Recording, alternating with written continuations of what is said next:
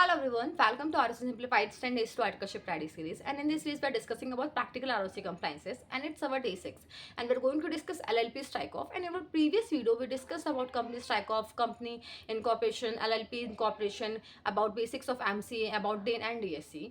And so it's our day 6 and we are going to discuss LLP strike off. So starts today's video with भी लिखा हुआ है that means हम MCA में login कर चुके हैं। अब लॉगिन करने के बाद जैसे सबसे पहले हमें क्या करना है, एमसीए में जो हमें फॉर्म आज देखना है वो स्ट्राइक ऑफ का देखना है कि एलएलपी को स्ट्राइक ऑफ कैसे कर रहा है। तो उसका फॉर्म होता है एलएलपी फॉर्म 24।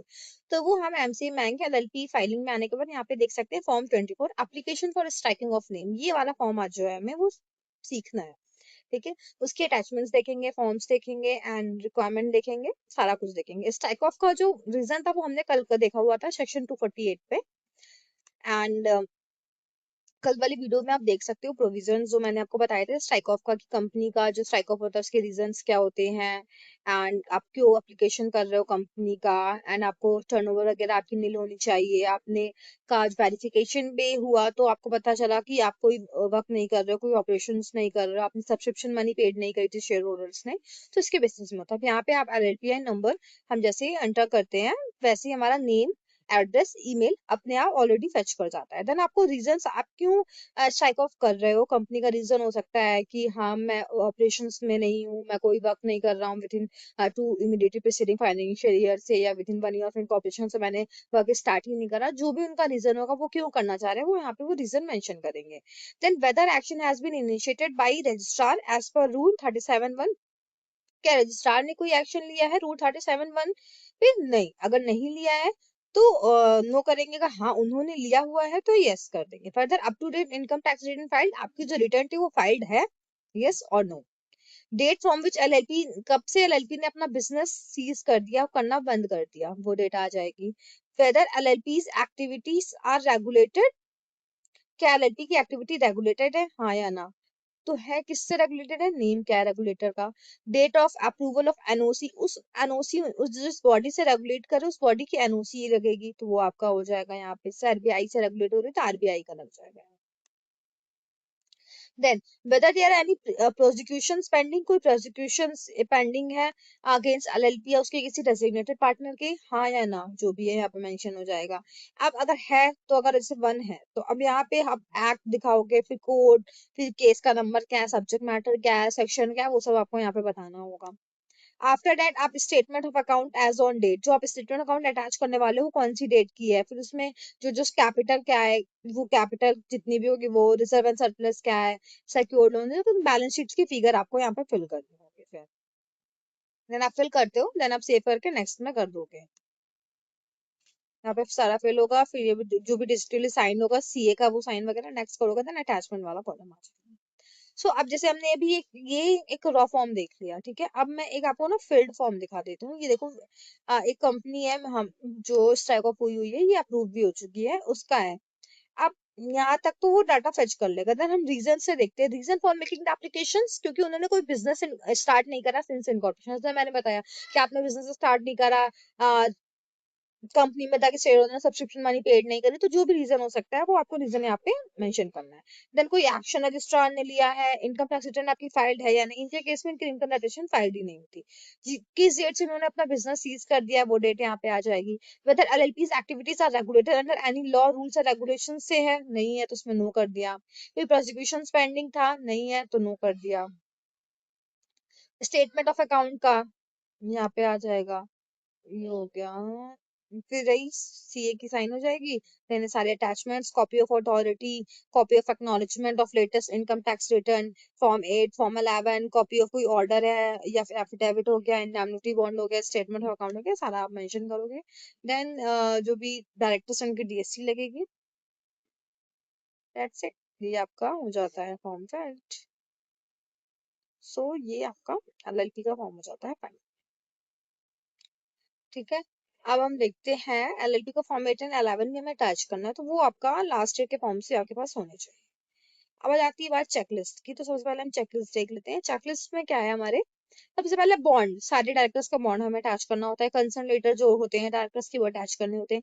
एप्लीकेशन होता है वो हमें अटैच, एफिडेविट सारे डायरेक्टर्स के अटैच करने होते हैं। रेजोल्यूशंस कोई पास करा हुआ अटैच करोगे। स्टेटमेंट ऑफ अकाउंट जो आपने प्रिपेयर करा हुआ है वो एक्सेल पे एंड पीडीएफ में दोनों पे। लास्ट फाइल की आईटीआर आपकी, बैंक अकाउंट का क्लोजर जो है आपका, फॉर्म 8, 11, आइडेंटिटी प्रूफ जो मैंने बताया था, पैन, आधार, कंपनी के केस में भी हमें करना पड़ता है सेल्फ अटेस्टेड। अटैचमेंट में फिर एप्लीकेशन, कंसर्न लेटर, आने का रिक्वेस्ट लेटर भी मैं आपको दिखाऊंगी कि आप रिक्वेस्ट लेटर भी बता दो कि हाँ हमारे पास पैन वगैरह नहीं है तो हम सरेंडर कैसे करेंगे। अगर आपने बैंक अकाउंट क्लोज ही नहीं करा तो आप पहले से एक लेटर लगा दो कि हमने बैंक अकाउंट ओपन ही नहीं कराया था तो हमारे पास क्लोजर लेटर नहीं है। पहले से ही आप उनको इंटीमेट कर दोगे। Then statement of account and not later than 30 days, union affidavit, bond फिर से वही, क्योंकि ये रिक्वायर्ड पेपर्स है। अटैचमेंट में कैसे क्या अटैच करना वो यहाँ पे ये आ रहा है। अब आप यहाँ पे देखो एफिडेविट कि आई डेजिग्नेटेड पार्टनर किस एलएलपी क्यों इनकॉर्पोरेटेड हुई है, उसका रजिस्टर्ड ऑफिस मैं बता रहा हूँ कि मेरा रेजिडेंशियल एड्रेस ये है एंड मैं पार्टनर इस डेट से हूँ। द एलएलपी का कोई बुक ऑफ अकाउंट नहीं है, एलएलपी का कोई एसेट्स नहीं, लाइबिलिटीज हैं जो सारी नील है एंड उसने कोई ऑपरेशंस नहीं करा, बिजनेस का कोई लिटिगेशन पेंडिंग नहीं है, कोई जो भी टूवर्ड्स इनकम टैक्स जीएसटी के वर्ड्स कोई लायबिलिटी उसकी नहीं है, ड्यू नहीं है उसका। तो सारे चीज में एफिडेविट देते हैं। हाँ, एक बॉन्ड पे मतलब बॉन्ड भी देते हैं अलग से एक। एंड ये एफिडेविट जो होता है वो हमारे स्टैम्प पेपर के ऊपर होता है। देन आपका एफिडेविट हो गया। देन एक एफिडेविट हो गया कि मेरी आईडी प्रूफ अटैच्ड है एंड हमने कोई पैन टैन का एप्लीकेशन नहीं करा हुआ है, कोई अनसिक्योर्ड क्रेडिटर नहीं है कंपनी में, बैंक अकाउंट भी ओपन नहीं हुआ है। तो एक हम एप्लीकेशन एफिडेविट पहले से बना के देंगे।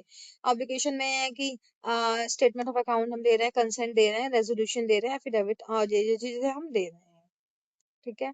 अब बॉन्ड आ गया आपका कि भाई कि हम I do undertake in writing की to pay and settle all lawful claims, to identify any person for loss के लिए, to settle all lawful claims. भाई आपको एक बताना है कि हम सही हैं बस। एक तरीके से कंसर्न लेटर देना है कि हाँ कंपनी हमारी जो है इसके हम डेजिग्नेटेड पार्टनर थे, हमारी जो मतलब एलएलपी है वो जा रही है स्ट्राइक ऑफ के लिए। अब रिक्वेस्ट लेटर कि हाँ मेरे पास we have not filed any application for PAN and GST of the company and bank account is also not open in any bank account, is non-submission of PAN application within a time frame or company is compelled to initiate the process of stacking off of company from our records। मतलब आप अपना reason पहले से ही दे दो कि हाँ जो भी एमसीए है वो आपको रिसबमिशन ना दे, तो हम पहले से ही अपना सारा रीजन पहले से ही मेंशन कर देंगे यहाँ पे। फिर कोई भी रेजोल्यूशन पास होगा एक, उसका रेजोल्यूशन का ये है। स्टेटमेंट अकाउंट जो बनेगी ये इस फॉर्मेट में बनेगी। सेल की स्टेटमेंट ऑफ अकाउंट है ये है। ठीक है, तो ये हो गया आपका एलएलपी का स्टॉक ऑफ। इसके फॉर्म्स मैंने दिखा दिए हैं आपको एंड हमने एमसीए के फॉर्म्स में भी इसका देख लिया एंड इसका चेकलिस्ट भी देख लिया। तो ये हमारा था आज एमसीए का। यहाँ पे देखो एक रूल 37 भी मेंशन है, तो एक बार वो भी हम रूल 37 देख भी लेते हैं, क्योंकि कभी कभार क्या होता है कि हम सिर्फ फॉर्म्स में फोकस कर लेते हैं, हम प्रोविजंस देखते ही नहीं। तो एक बार हम रूल 37 का प्रोविजन चेक कर लेते हैं। तो ये रूल 37 का प्रोविजन है। Rule 37 of LLP Rules 2009 governs the process for striking of the name of a defunct or inactive LLP from the register। जैसे हमारा स्ट्राइक ऑफ होता है कंपनीज एक्ट में सेक्शन 248 में कंपनीज का, वैसे ही एलएलपी का रूल 37 गवर्न करता है स्ट्राइक ऑफ। अब एक वॉलेंट्री स्ट्राइक ऑफ होता है, एक इनवॉलेंट्री या सुओ मोटो स्ट्राइक ऑफ होता है। वॉलेंट्री स्ट्राइक ऑफ होता है इसमें पार्टनर्स खुद चूज करते हैं एलएलपी को क्लोज करने के लिए। जैसे मेरे केस में जो मैंने अभी आपको एलएलपी दिखाई है वो वॉलेंट्री स्ट्राइक ऑफ का केस था, जिसमें हम फाइल करते हैं form 24 with the ROC, fire MCA के पोर्टल के थ्रू हम आरओसी में फाइल करते हैं फॉर्म 24 को। इसमें हमें कंसेंट लगता है, एसेट्स एंड लायबिलिटीज करने, बैंक अकाउंट क्लोजर लेटर लगता है, सारे एनुअल रिटर्न्स हमारे फाइल होने चाहिए, एनसीए का सर्टिफिकेट एंड पार्टनर्स की एफिडेविट एंड इनएबिलिटी बॉन्ड जो वही बताते हैं कि हाँ सब कुछ हमारा नील है, कोई लायबिलिटी वगैरह नहीं, कुछ ड्यू नहीं है। अब एक केस होता है सो मोटो स्ट्राइक ऑफ, जिसमें ROC has authority to strike off an LLP, जिसमें हमारी एलएलपी होती है वो आरओसी स्ट्राइक ऑफ करती है। The registrar has reasonable cause to believe that LLP has not been carrying on any business or operation for a period of 2 years or more। इसमें क्या होता है कि जो रजिस्ट्रार होता है वो बोलता है कि हाँ देखता है कि जो भी एलएलपी है वो पिछले 2 साल से कोई काम नहीं कर रही है तो उसको स्ट्राइक ऑफ कर देता है। Notice and hearing before striking off the name ROC strike off के नेम करने मतलब करने से पहले रजिस्ट्रार जो होता है एक नोटिस सेंड करता है एलएलपी को और उसके पार्टनर्स को कि LLP and partners must send their representation and supporting documents with in 1 month of the notice to show cause against the strike off. Same in the case of company, अपने company के भी case में देखा होगा जो मैंने आपको एक पीडीएफ दिखाया था, उसमें ये लिखा था कि हाँ जो आरओसी होता है वो एक सो कॉज नोटिस देता है डायरेक्टर्स को कि हाँ उनको अगर कोई रिप्रेजेंटेशन लेना है तो विद इन 30 days में दे सकते हैं। तो वही यहाँ पे विद इन 1 month में कि अगर उनको कोई रिप्रेजेंटेशन लेना है तो वो दे सकते हैं। तो एक सुओ मोटो स्ट्राइक ऑफ होता है, एक वॉलंटरी स्ट्राइक ऑफ होता है। अब रूल 37 में ही कहा गया है government or never started LLP. If an LLP was registered but never commenced any business or commercial activity since its incorporation, it specifically filed its initial agreement and any amendments alongside Form 24 when applying for closure. तो कोई भी company होती है जो नहीं कर रही है, डोरमेंट है और किसी ने अपना वर्क स्टार्ट नहीं करा, तो वो Form 24 फाइल करके अपना क्लोजर अप्लाई कर सकती है। तो ये होता है हमारा strike off the LLP. And आज हमने एक न्यू कॉन्सेप्ट सीख लिया है एलएलपी का स्ट्राइक ऑफ। हमने कल वाली जो हमारी वीडियो थी उसमें देखा था कंपनी का स्ट्राइक ऑफ। अब हमारी जो कल की आने वाली वीडियो है उसमें मैं सोच रही हूँ कि नेम चेंज का बाकी आप लोग बताओ कि मुझे क्या मतलब लेके आना चाहिए नेक्स्ट वीडियो में। एंड कमेंट सेक्शन में आप मुझे बताना कि मैं किस वीडियो पे वीडियो बनाऊं, वरना मेरा तो प्लान है नेम चेंज पे बनाने का। सो मिलते हैं नेक्स्ट वीडियो में। And again all the best for your articleship, आपकी आर्टिकलशिप अच्छे से कंप्लीट हो जाए। एंड मिलते हैं नेक्स्ट वीडियो में।